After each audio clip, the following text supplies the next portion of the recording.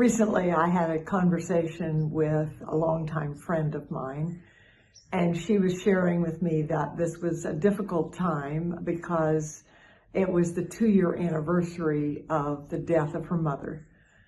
It was a shock. Her mother was young, and although she had an illness, they were expecting her to get better and looking for her to come home. But in the meantime, my friend had gone with her for a week during recovery, and they had very meaningful conversations.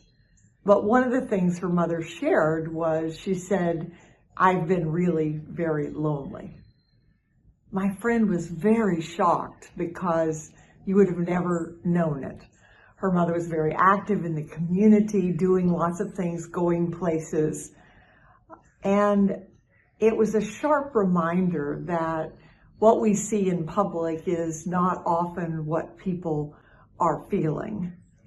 So as I think about the Christmas season, where we're often thinking about what presents we want to buy, presents, and that seems like a burden both for the people who are trying to find the present and the people who get it and then don't know what to do with it. Maybe we should be thinking about presents, presence, that the best gift we can give someone is our presence. And it's the same with God. He wants our presence.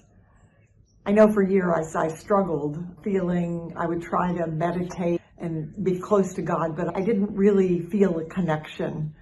But through the years, I've learned that He's there even when I don't feel Him, if I just trust Him. And I think about Luke 1:20, talking about Mary. And God says, "You are highly favored. The Lord is with you." He's with us too, if we believe in Him. And what made Mary highly favored was not that she came from a rich family or that she gave great gifts, but that she trusted Him, that she had unshakable faith in the goodness of God. I hope that during this season, you have unshakable faith in the goodness of God, because He has a plan for your life. And even though it maybe hasn't turned out the way you want it to yet, certainly mine hasn't. As we often tell people in Productive Environment Institute, it'll all turn out in the end. Otherwise, it isn't the end yet. Merry Christmas.